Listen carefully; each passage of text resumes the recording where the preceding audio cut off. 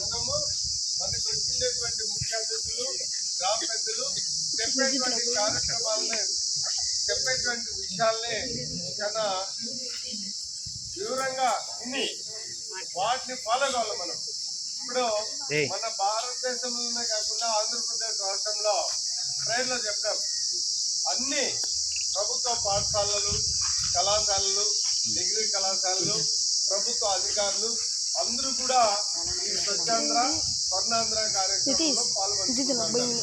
ముఖ్యంగా దీని ప్రధాన ఉద్దేశం ఏమంటే ఆంధ్రప్రదేశ్ రాష్ట్రం అన్ని రంగాల్లోనూ ముందుకెళ్ళాలా అనే ఉద్దేశం.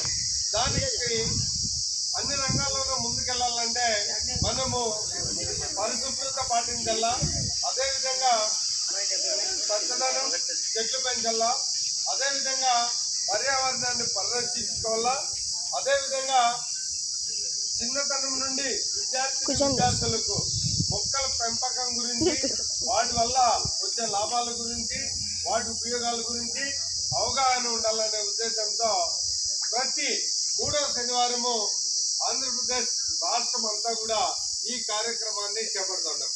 మనం కూడా ప్లాస్టిక్ నిషేధించడము, తర్వాత భూమి ఉంది, భూమిలో వ్యర్థాలన్నీ చేరడం వల్ల పంటలు పండకపోవడము, ఆ ప్లాస్టిక్ తరతరాలుగా అది అట్లే భూమిలో ఉండడం వల్ల చెట్లు పెరగకపోవడం, చెట్లు కానీ లేకపోతే మనకి వర్షం రాదు. వర్షాలు రాకపోతే ఆంధ్రప్రదేశ్ అనేది ప్రపంచంలో ఏ దేశాలు అన్నీ కూడా ఎడారి అయిపోయే ప్రమాదం ఉంటుంది. పెద్దోళ్ళ కాలం దాదాపు పూర్వం చూసినట్లయితే విపరీతంగా వర్షాలు పడేవి, పంటలు చాలా బాగా పడేవి. తర్వాత పర్యావరణం పర్యావరణం కూడా సంపాల్లో అన్ని ఈక్వల్ గా ఉండేవి. ఇప్పుడు పర్యావరణాన్ని పరిరక్షించుకుంటే మీకు ఓజోన్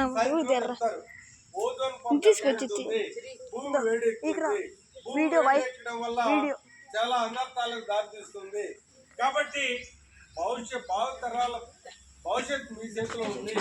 కాబట్టి మనము పర్యావరణాన్ని పరిరక్షించుకోవాలా, పర్యావరణాన్ని చెట్లు పెంచాలా, అదే సమయంలో మన పరిసరాలు కూడా చాలా పరిశుభ్రంగా పెంచుకోవాలా.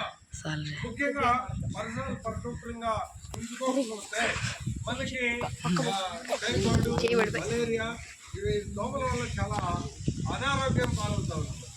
ఇలాంటివన్నీ అన్నింటినీ దూరంగా ఉండాలంటే పరిసరాలని చాలా పరిశుభ్రంగా ఉంచుకోవాలా అనే ఉద్దేశంతో మనమే ఈ ఊర్లోనే కాకుండా ప్రతి స్కూల్లోనా, ప్రతి గ్రామంలోనా, పంచాయతీ ఆఫీస్లోనా, తర్వాత మున్సిపల్ కార్పొరేషన్ లోనా, పెద్ద విశాఖ కానీ విజయవాడ పెద్ద పెద్ద నగరాల్లో అన్నింటిలోనా ఈ స్వర్ణాంధ్ర స్వచ్ఛాంధ్ర కార్యక్రమం చేస్తుంటారు.